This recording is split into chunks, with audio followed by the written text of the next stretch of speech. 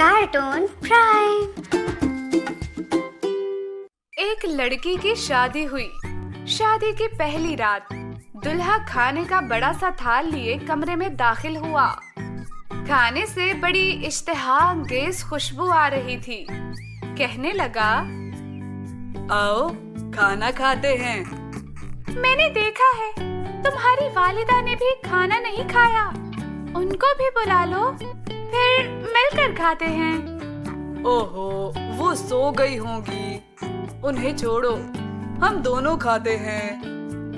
बीवी इसरार करती रही, पर वो इसी बात पर मुसिर रहा कि अम्मी को रहने दो। जब बीवी ने शौहर का ये रवैया देखा तो उसी वक्त तलाक का मुतालिबा कर दिया। शौहर उसके मुतालिबे पर बड़ा हैरान हुआ। उसने बड़ा समझाया, लेकिन वो अपनी बात पर डटी रही। यहाँ तक कि तलाक हो गई। दोनों अलग हो गए। फिर दोनों ने दूसरी शादियां कर ली। 30-35 साल गुजर गए।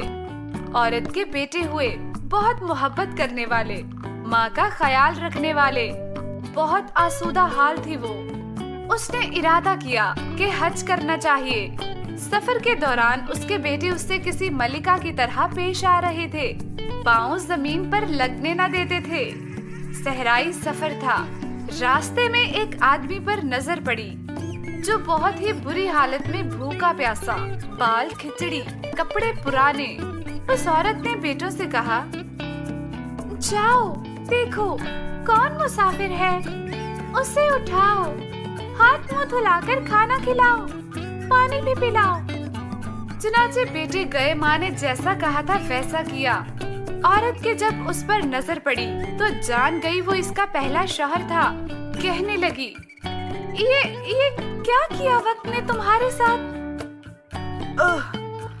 मेरी औलाद ने मेरे साथ भलाई नहीं की। क्यों करती? तुमने वालिदैन के साथ बुरा सलूक किया था।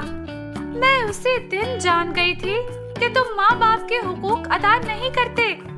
इसीलिए मैं डर गई कि कल को मेरे साथ भी ऐसा ही होगा। ये देखो, आज मैं कहाँ हूँ और तुम कहाँ? माँ बाप के साथ बुरा सलूक अल्लाह की नाफरमानी है।